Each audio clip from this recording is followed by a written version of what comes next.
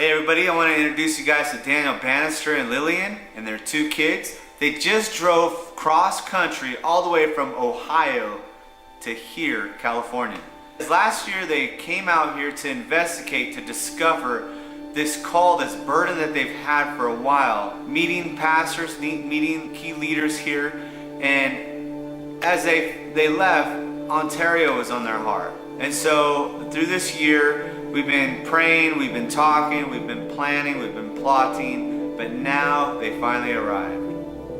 Now that they arrived, it's not just, woo, everything's gonna work out. So I want you guys to check out this video.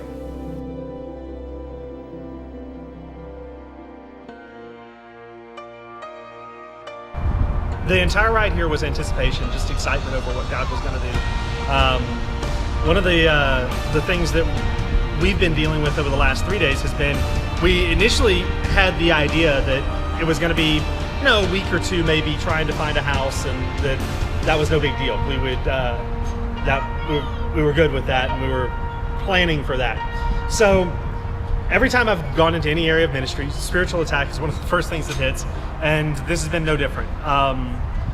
Immediately we're coming, I had all this anticipation of what the great things God was going to do, and how we're going to extend the kingdom, and we're going to start this new church.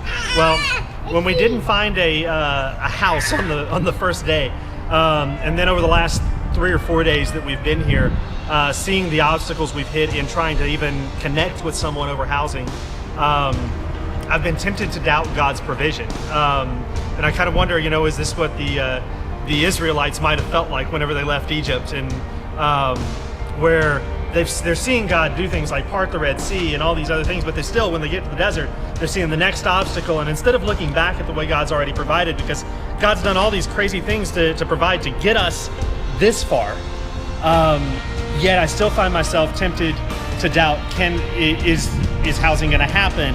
All our stuff is in storage right now, and we haven't even gone to see if it's in pieces. And so is that something that